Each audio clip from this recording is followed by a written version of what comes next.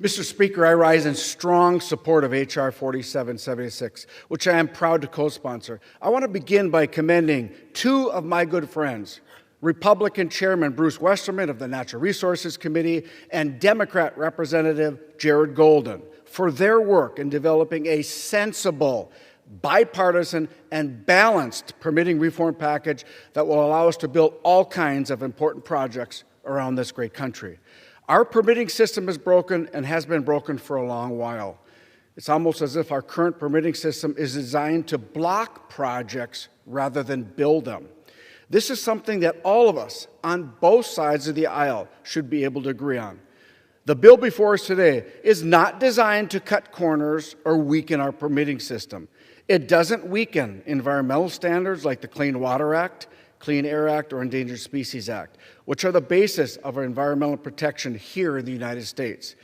This legislation is simply meant to address NEPA, which I would like to remind my colleagues is a process statute. NEPA has been weaponized for over a half a century, virtually from day one. In fact, the first lawsuit utilized to block a project under NEPA was filed a mere weeks after the statute was signed into law. And since then, NEPA has created a cottage industry for attorneys who have made a living suing to block good projects.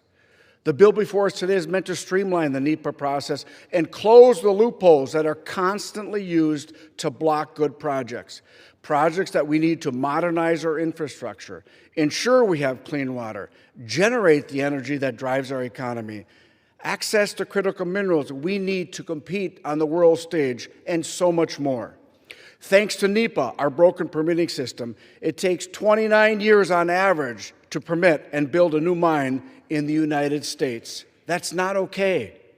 I don't think a day goes by where I don't hear from a constituent about their permitting woes, and I figure that's the case for most of my colleagues in this chamber on both sides of the aisle.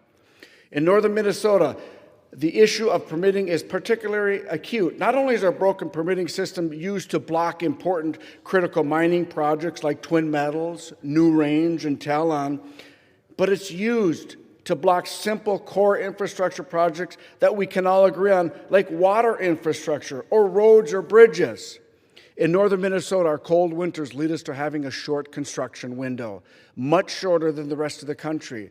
When a water infrastructure project or road or bridge project gets delayed and they miss that construction window, it delays the project's months and adds hundreds of thousands of dollars to the project.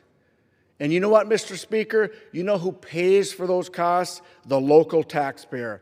Not those who are weaponizing loopholes in our permitting system to block these necessary projects.